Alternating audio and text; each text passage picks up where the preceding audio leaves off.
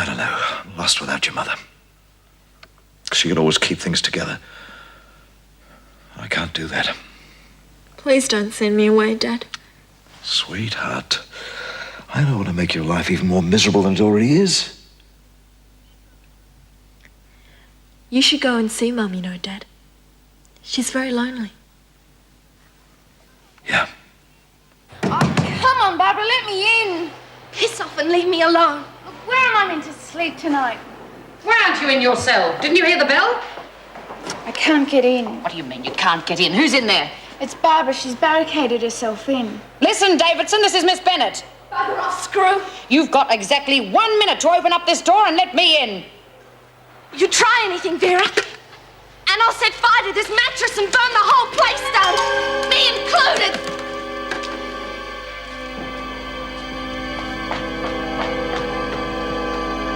He's just a spoilt brat looking for attention. What do you propose to do? Absolutely nothing. Nothing? But how? We'll leave Barbara exactly where she is. She's had a very easy life all these years. Going hungry for a few days is something she's never tried. And I really don't think her convictions are stronger than her stomach. Don't you agree, Miss Bennett?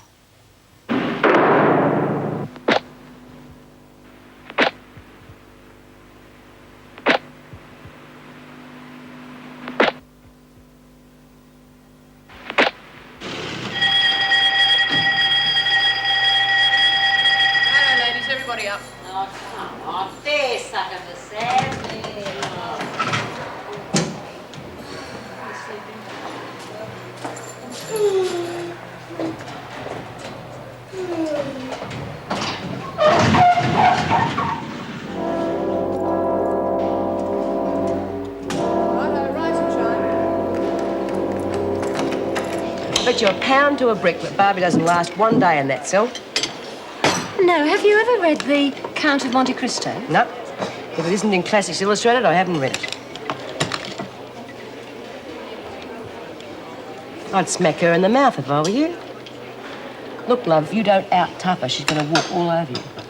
It's creatures like her that are responsible for Barbara barricading herself in her cell. Who are you calling a creature? Shut up, Doreen.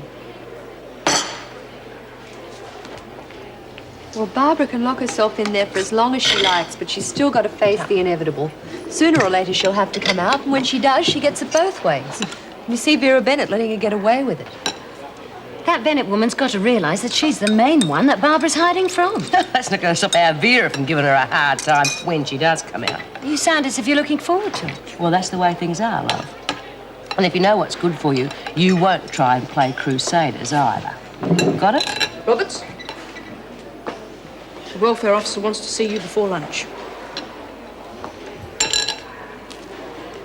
OK, so they're only factory jobs. But they are jobs. Well, I'm sure you've done the best you can. Better than best, Mr. Warner. Lynn's got a choice. There's the shoe factory or the electrical works. Yes, but we're country folk after all, and I'm not sure our Lynn will be real happy working in a factory. Well, she's not exactly at home here in jail, is she? Have you any idea how difficult it is to get a job, any job, for a prison inmate? I didn't have much trouble. I beg your pardon? Well, it's a matter of who you know, really, isn't it? I don't think we're communicating. Well, an old army mate of mine, Sid Butterfield, he runs a nursery about a mile away from here, and he's agreed to help out. Well, I don't know if that'd be entirely satisfactory. But why? Well, there's a matter of supervision. I mean, at least in a factory, she has a foreman to keep an eye on her. A nursery, it's a bit of your wide open spaces, isn't it? Oh, you could do with some of that around here. Yeah, I guess so. You needn't worry about supervision. Sid's a tough old bird, and he won't take any look from anyone. Well, I will think about it, Mr. Warner. Why don't you go down there and check it out yourself? All right, I'll do exactly that. Right. I won't take up any more of your valuable time. Do you have to go back, Dad? I'm afraid so, love. I've got 40 acres of sorghum that'll rot in the ground unless they get the harvester through it. Well, we can't lose 40 acres of sorghum now, can we? But we can't last. Oh, Dad, I'll never be able to thank you for all the help you've been. And I'll never stop feeling sorry for all the trouble I've caused you. And Mum. Well, you'd better stop. We can't have you moping around the house the rest of your life. Oh, no, really? Now, your mother gets out of the hospital on Friday. And the doctor says she's really on the mend. Also, I spoke to that social worker you've got here about the job at Sid's place. Do you think she'll approve it? Oh, once she gets over having her nose put out of joint, I think she might. Oh, she's not too bad, really. So, well, that's it, isn't it, really? It? 12 months. 12 months out of my life for being an idiot, and then it'll all be over like a nightmare. And that's the way we want it to be. We've always stood by you, your mum and I. We'll always be there, waiting, if you need us.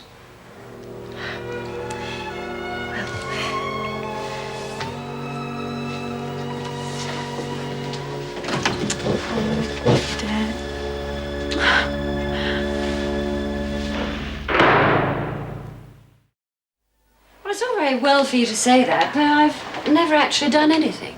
I find that hard to believe. A woman in your position doing nothing with her life. Well, I didn't want to go to university, and when I married Ken, I just wanted to make a nice, comfortable home for him. Oh, I did the usual things, the P&C committees, tennis with the girls every Thursday, but in terms of your idea of doing something, well, there just never seemed to be any need. Well, there certainly is now. If you try and spend time in prison in that frame of mind, you'll just sink lower and lower. Is this your standard pep talk for the troops, Miss Vernon? Because if it is, I suggest you save it for someone far more deserving. Like who, for example? Well, you could try the governor's niece. Barbara Davison. That poor child's locked herself in her cell because the other women are terrorizing the life out of her with the tacit approval of one of your prison officers. What do you mean, approval? Maybe I should say active encouragement. That's a very serious statement, Mrs. Roberts. It's meant to be. Would you come with me now and repeat exactly what you've told me to the governor? I've seen enough of life in here to know that that would be fatal. Or what if I go to her myself without mentioning you? That's entirely up to you, Miss Vernon. Well, all I know is that we've already had one suicide in this place, and the way things are going, we could have another. Barbara always was a difficult child, but I had no idea she'd hold out as long as this.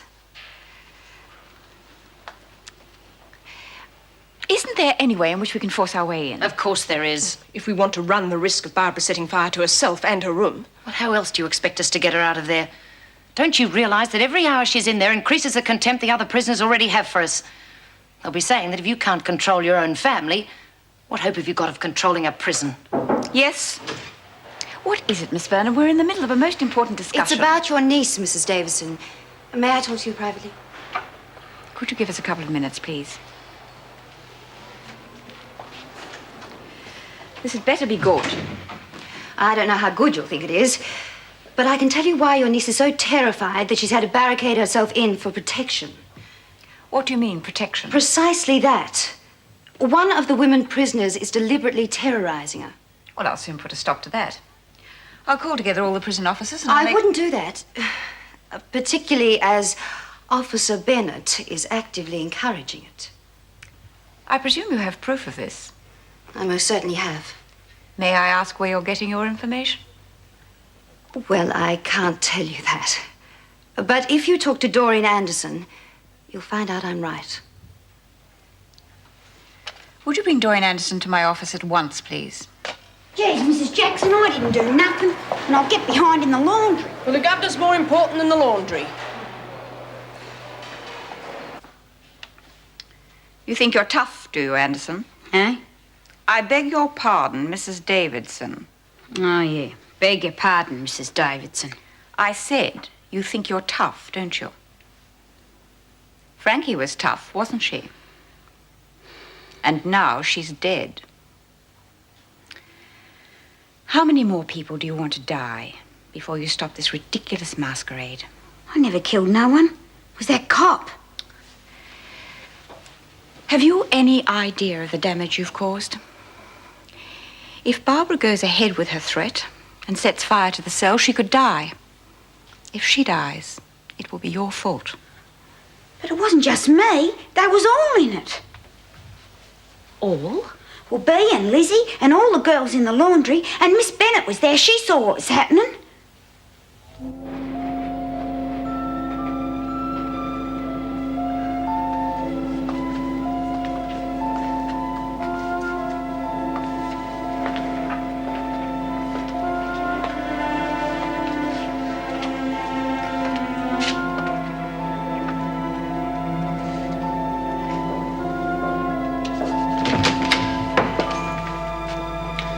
Relax. Look at me.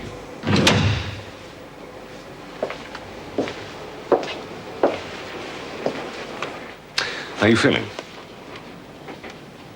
You look just beautiful. Thank you. Funnily enough, I feel it too. It's amazing the difference between a uniform and real clothes. Beautiful, but vulnerable. Is that good? Oh, yes, for us it's just great. But you see and look sad at the jury, all right? I won't have to try very hard. You'll be all right. It's going to be pretty rough, isn't it?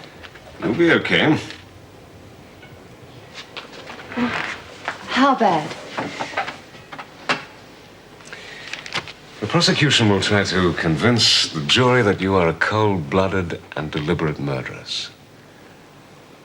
And when I get to your side of the story, your husband's attitude to the baby is being in your bed with another woman while you were having that child aborted.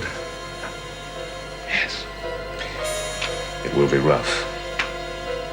The question is, can you take it? The Queen and Travers! The Queen and Travers! The Queen and Travers! Come on, Ken. It's time.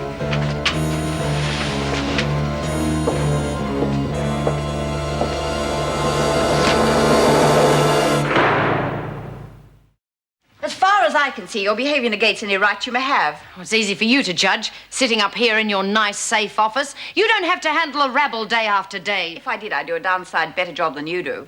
I've been with the department for years. No one has ever found fault in the way I do my job except you. Dear God, you can hardly call it finding fault when I have clear evidence that you stood by and watched one prisoner beat another one. What evidence? Just the word of one of those sluts? That is enough. I intend to report this. You can't. You know how these women say anything to get at me? Well, look at Smith and her disgusting friends and the way they tried to frame me on that bashing charge. And it was Barbara's statement that cleared you. Look at the way you're repaying her.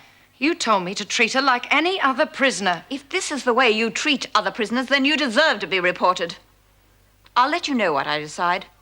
In the meantime, I'll try to clear up this mess you've made with Barbara. And I want you to stay as far away from her as possible.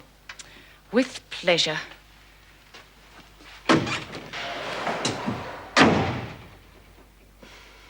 You're not doing yourself any good, you know.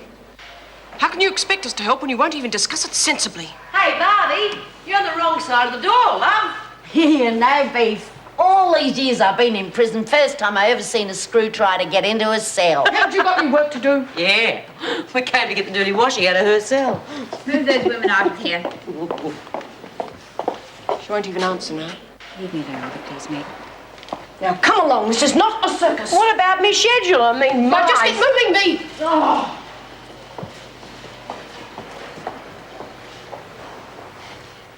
Barbara, I know you can hear me, dear. So if you don't want to answer, at least listen. I've spoken to Doreen Anderson. She told me what happened. I've had a long and difficult session with Vera Bennett.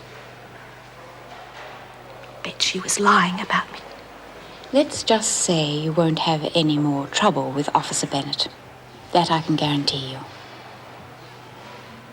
I don't believe you. Now listen carefully, Barbara. In all the time we've known each other, have I ever lied to you? During all the difficulties and differences we've had within the family, I can't think of a single time. Can you? They'll tear me apart, Auntie. The other prisoners, they hate me.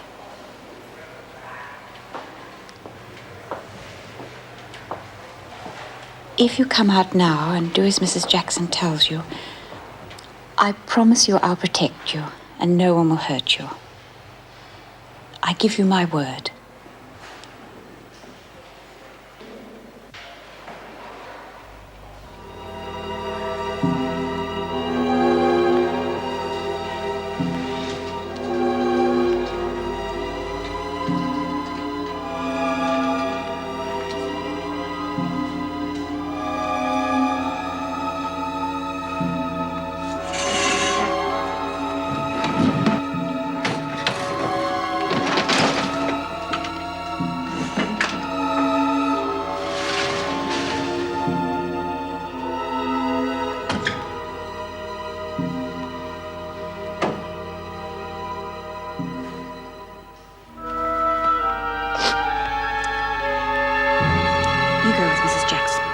She'll look after you.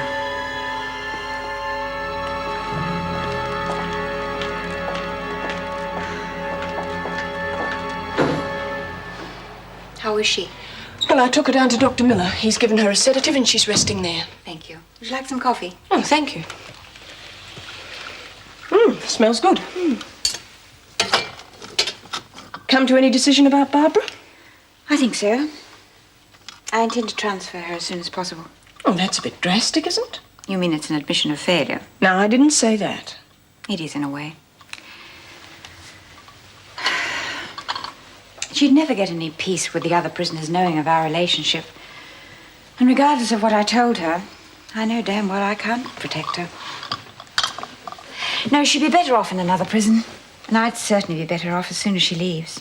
Well, the other prisoners will come to accept her. In time, they always do. And during that time, we'd have nothing but trouble. Seems such a pity. It is. I've always tried to run this prison as a place of rehabilitation and reform. Just makes you feel a bit down when you realize you can't really rehabilitate someone as close to you as your own niece. Maybe Vera's right. Stand down and just keep stamping down. Oh, you can't believe that. I'll get her transferred as soon as possible.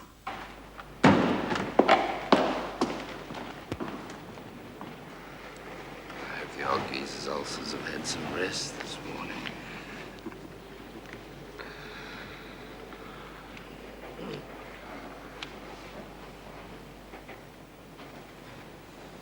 Yes, Mr. Wilson. May it please the court, I act for Mrs. Travers in this matter. Very well, Mr. Wilson, you have the court's attention. Ladies and gentlemen of the jury, as you know, this hearing is the second hearing to do with the facts surrounding the death of one Wayne Travers, the husband of the defendant. Now, we will not attempt to deny that Mrs. Travers killed her husband. We would, however, bring to the attention of the court circumstances and evidence of mitigation, which should affect your assessment of the guilt of the defendant. The court takes it that the plea of guilty still stands. Yes, it does, Your Honor, and we will be relying on mitigation. I will bring evidence to show that at the time of the original trial, the defendant was in such a state of emotional turmoil as to preclude her from properly conducting her defense. I will show that the defendant, whilst not willfully perjuring herself, was not of sufficient clarity of mind to have the best regard toward her own interests. Well, perhaps if you bring to the court's attention the actual facts you intend to bring to back up your assertions. Yes, I'm coming to that, Your Honor. With due dispatch, one hopes. I will ask the jury to consider the circumstances of the woman whose background, religious, and social beliefs conditioned her to hold the life of a child sacred. I will ask you to understand the mind of such a woman, forced by her husband into aborting the child of their marriage. I would ask you to put yourself into the defendant's place. When, on returning home from hospital, after such a harrowing and traumatic experience, she found her husband in bed, in their marriage bed, with another woman. I would ask you, ladies and gentlemen of the jury, to understand what Karen Travers did under extreme provocation, and then to ask yourselves, what would I have done? At least understand how Sarah feels. It's not a matter of how she feels. It's things she might pick up if we stay around here. What sort of things? Well, the night before last, I dropped into the club for a drink. And Ted Matthews was there. Didn't notice me coming in. Busy talking to his cronies about how he'd heard that Sarah was having an affair with Bert Warren. And when we found out about it, she made up this lie about him raping her. And you ran him down because you thought that he was going to expose Sarah in court. And that is the bloody gospel according to Ted Matthews. Oh, Ken. And I wasn't even man enough to punch him in the mouth. You tell me what's right for Sarah. Wait around for that sort of filth to get back to her? Or to make a clean start in Ballarat with Viv? No contact, Roberts. Sarah will be all right, especially if you can steal some more time from the business to be with her. Sold the business. You what? A good offer. But you've spent years building it up. Maybe, but it was a damn good price. I was lucky to get it under the circumstances. It's been all the expense of this, hasn't it? What are you going to do now? Well, they've offered me a job. It's based in Sydney. Oh, you're not going to take it? Not many jobs around for men of my age. But Sydney? I'm not going to sell the house. It'll be let, furnished. Sarah will be fine with Vivian, and she can spend the school holidays with me, and I can fly down here once a month to visit you, you know. Tenants? Using my things? Take it back, please. Catherine. I'm sure you did what you thought was for the best, Ken.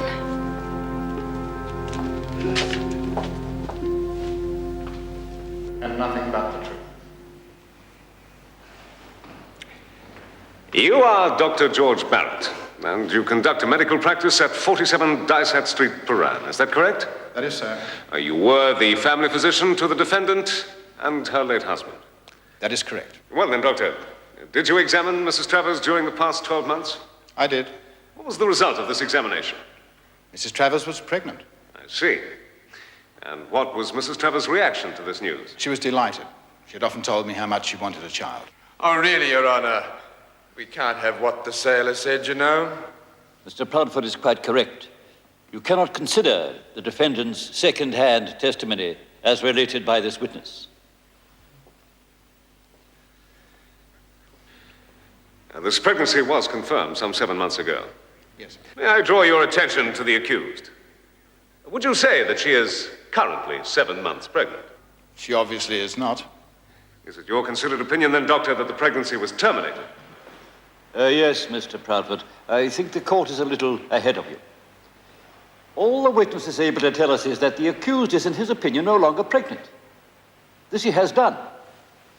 You cannot ask his opinion as to how this state of affairs came about. Very good, Your Honor. If you continue to show such a lack of awareness of the rules of debate, Mr. Wilson, I may have to rule that your client seek other counsel in her own best interests. I assure the court, Your Honor, that that will not be necessary. You may continue your examination, Mr. Wilson. Dr. Barrett, during the time that you acted as physician for the Travers family, was there ever an occasion that you had to treat Mrs. Travers for any physical injury? Well, Dr. Barrett? Well, I didn't specifically treat her for any physical injury. But I do recall that when she came to pick up the results of her pregnancy test, Mrs. Travers had a badly contused eye. A contused eye, Doctor?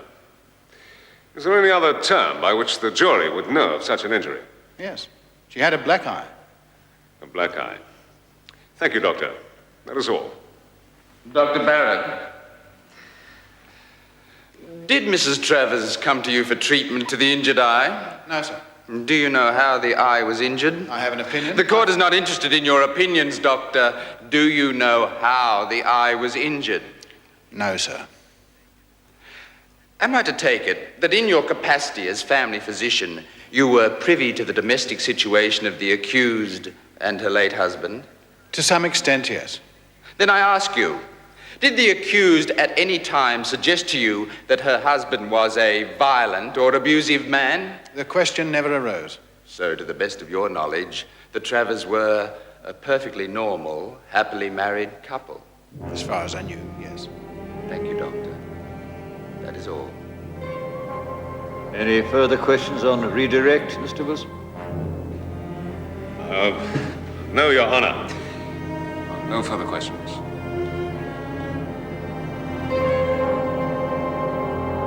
One driver's license, one leather purse,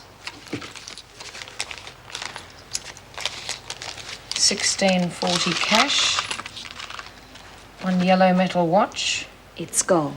One yellow metal watch.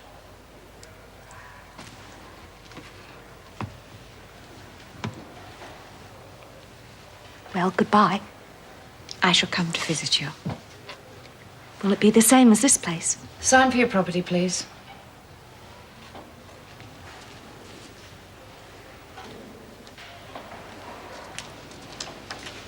What are you doing here? I just came to say... I just came to say I was sorry. Sorry? Well, I really didn't mean anything.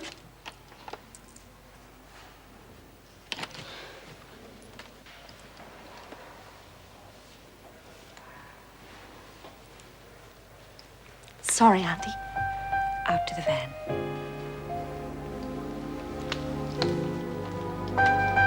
Oh, please. Doesn't matter how hard I try. I'm not really Frankie, am I?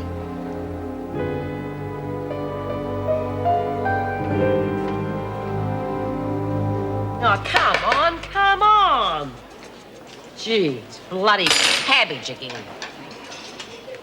Hey, how's it going, Perry Mason? Be quiet, Smith. I will not have this discussed until after the trial. Oh, poor old Vera. Can't stand it when the good guys are winning for a change. You killing them, love?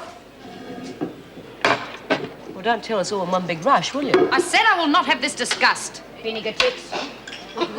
Anderson, up. Who, me, Miss Bennett? What did I do? I didn't do nothing. What did you just call me? Miss Bennett. Miss Bennett. Before that. Oh, that. Oh, yeah, well, I said to my good friend Lizzie here, I said, could I have the vinegar, please, to go on the cabbage? Goes real good with cabbage, vinegar does. You ought to try it, Miss Bennett.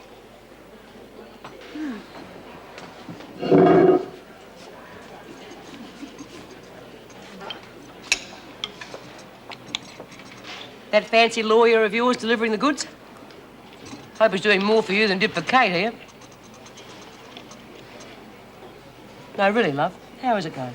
Well, so far, not so good, Bea. Look, what are you trying to prove, love? 6 months you've been here and you haven't opened up to anyone. What do you reckon the odds are? Oh, don't you see, love? With your mum not at home and me having to sell up to pay for the trial, I've got to take what I can get and go to Sydney. Well, take me with you. I can't do that, love. Not to live in a one-bedroom company flat. Have you start a whole new education system in a new state? But I want to be with you. You will be, love. Every school holidays, I promise you. Oh, look. You've always liked it at Auntie Vivian's. And you and her kids get on like a house on fire. Look, can't you see, darling? I'm trying to give you the best I can.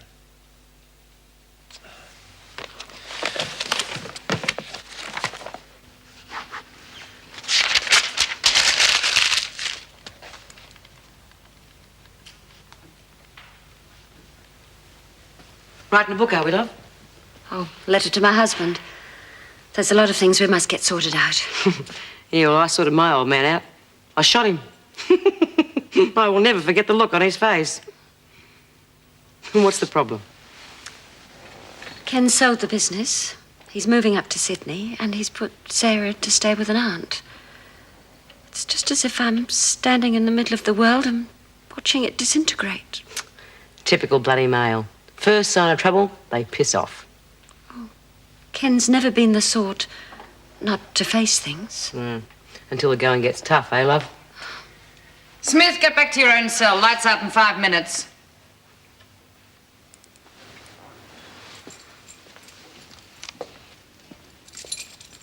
We were only having a chat.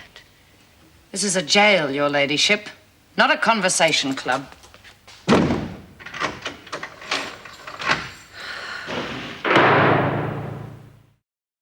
I just wonder if it's all really worth it. Yes, of course it is.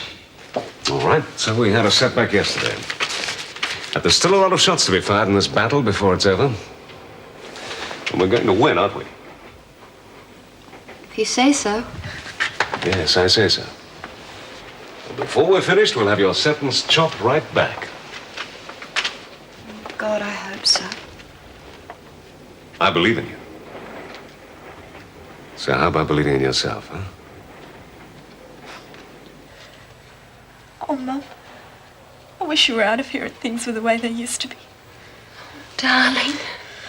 I feel such a fool. I told myself I wouldn't cry. All the way here I kept saying, you mustn't cry. You mustn't cry. Now I'm carrying on like an idiot. Darling, I think you better go now. But promise you'll come and see me often. I will. I promise I will.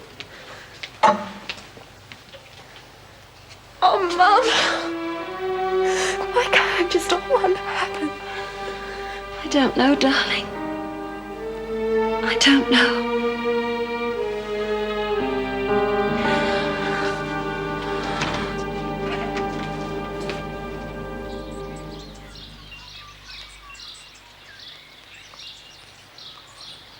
Mr. Butterfield.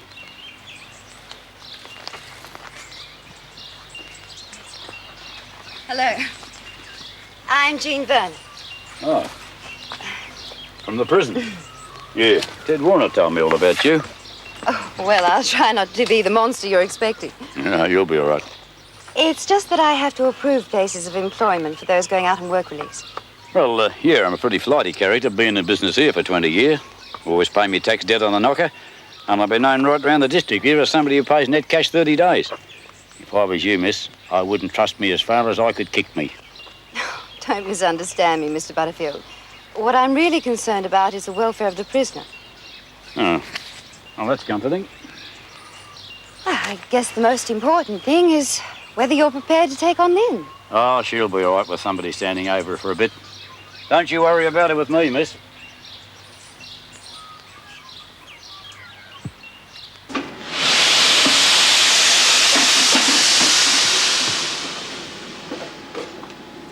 Oh, come on in, love, and join the workers. You both know Kate, don't you? Well, I've just had her promoted. You better be decent to her or I'll bust both your heads. Got any smokes? Sure. Rack off, Doreen. And don't worry about her, love. She's only as tough as we'll ever be. You ever folded sheets? Yes, of course I have. Well, I would have thought you had servants to do that, seeing you're so rich. Oh, I'm not rich. Oh, here, get on the end of this. Not rich? Old Vinegar Tits is a bit of a stickler if they haven't even done right. It's awfully good of you taking me under your wing like this. No, think nothing of it. Makes me look good having a lady like you hanging around. You're really very kind under all that bluster, aren't you? Yeah, well, don't let it get round. And you are Dr. Gregory Miller, the medical officer at the Wentworth Detention Center. That is correct. Did you meet the accused on her admission to Wentworth? I did.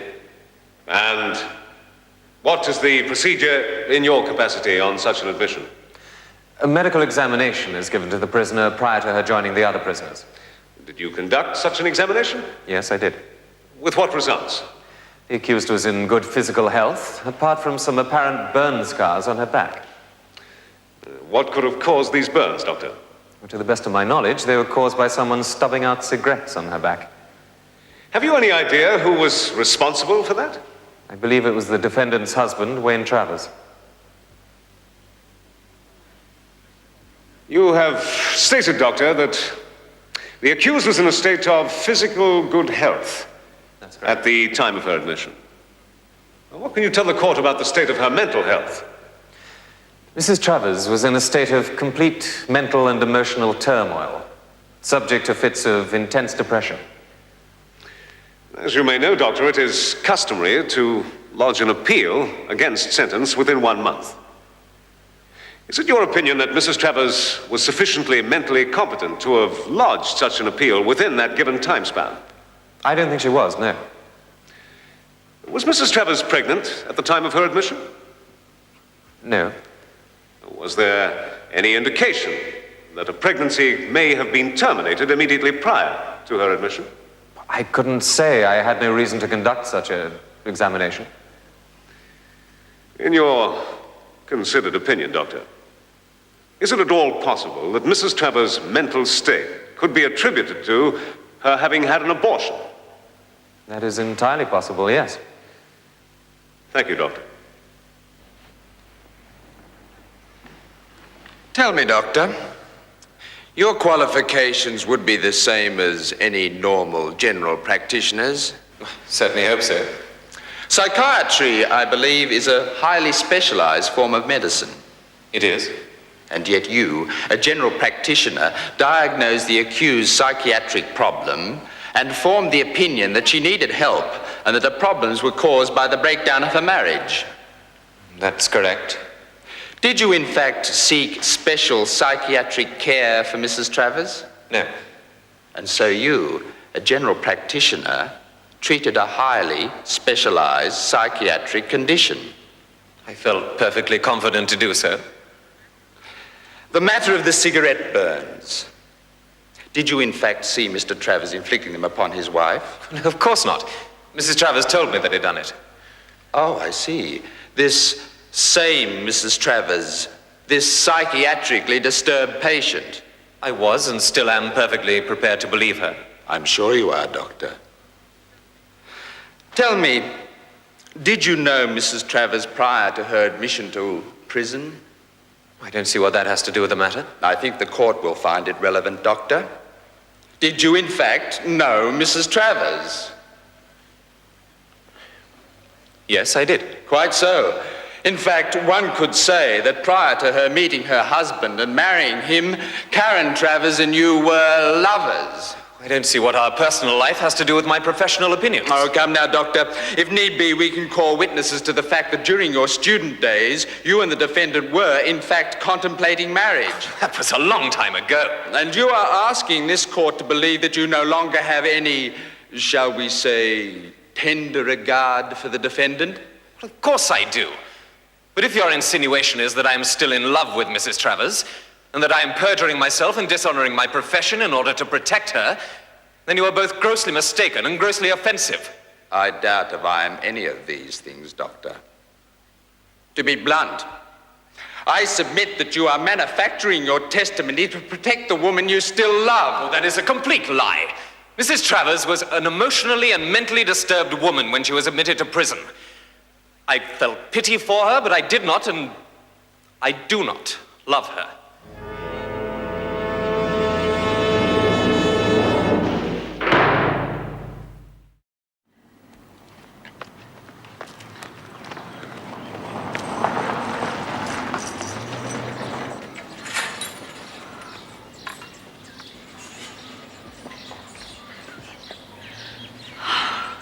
Oh, it's so beautiful here, Miss Vernon. I know I'm going to be happy. I hope so, Lynn. Listen, what's he like, Mr. Butterfield? Oh, he's all right, I think. But you mustn't expect everybody to be as understanding as he is. Well, I don't get you. Well, you're going to meet other people here who may be a little bit prejudiced because you're a convicted criminal. I won't do any harm. Fine.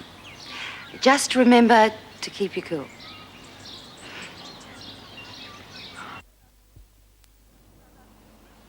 Mr. Butterfield. G'day, Miss Vernon. I'd like you to meet Lynn Warner. Hello, young Lenny. Hello. Here we are then, eh? Yep. I'm going to expect a fair bit from you, you know. I mean, anyone who comes to work here gets to work right on time and does a decent day's work for a decent day's pay, right? I don't keep any bludgers on staff. Oh, no, I wouldn't let you down, Mr. Butterfield, I promise. You know anything about plants? Oh, a bit. I worked in the garden at the prison. Let's see now. What are they, and what's wrong with them? Well, they're coleus, Yeah? and they need thinning out. Why's that? Well, because the root system will tangle itself, and they'll wind up strangling each other. Not bad. She'll do, I reckon. I hope so. Funny, you know.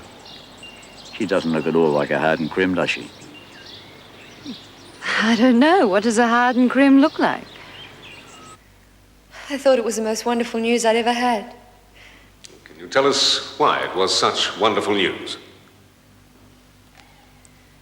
My husband and I had been drifting apart for months. I thought by having a child, we might be able to bring the marriage back together again. I see.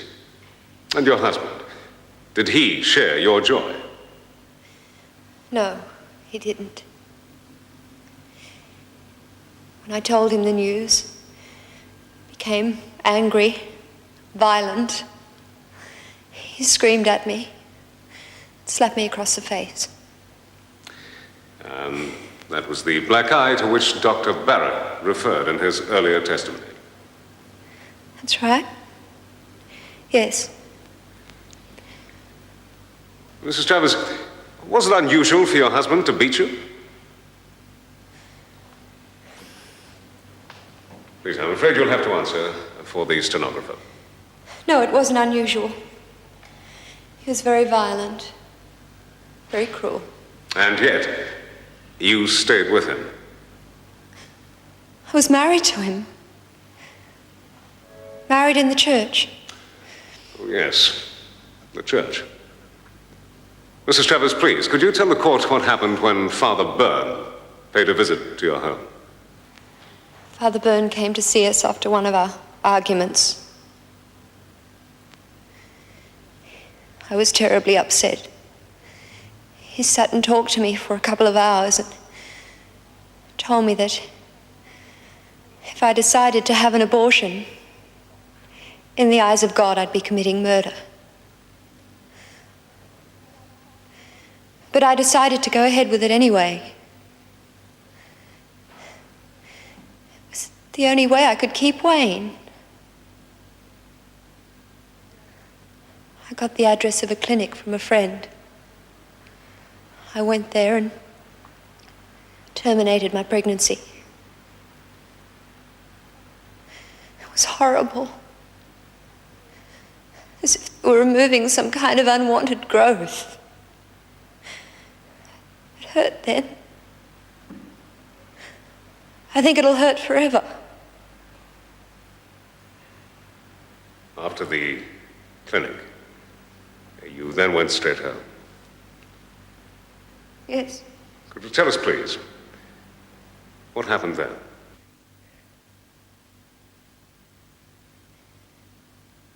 I'll never forget.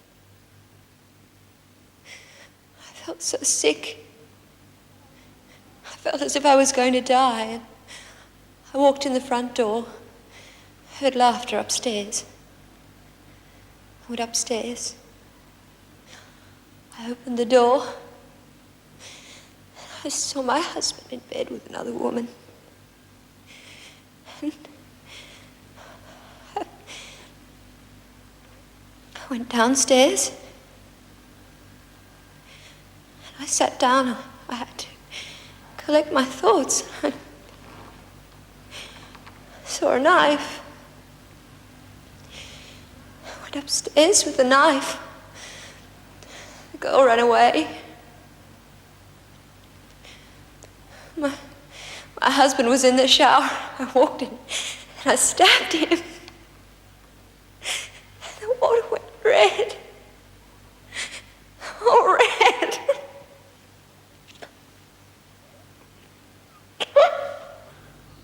Your Honor, I have no more questions. But I would ask that the court adjourn at this stage. Mrs. Travers is naturally upset. That's reasonable, Mr. Wilson. Mr. Proudfoot, you have any objections? I have no objections, Your Honor. All stand. This honourable court now stands adjourned until 3 o'clock. God save the Queen. Very touching. The jury loved it. I wonder if they'll be as impressed when I've finished with her.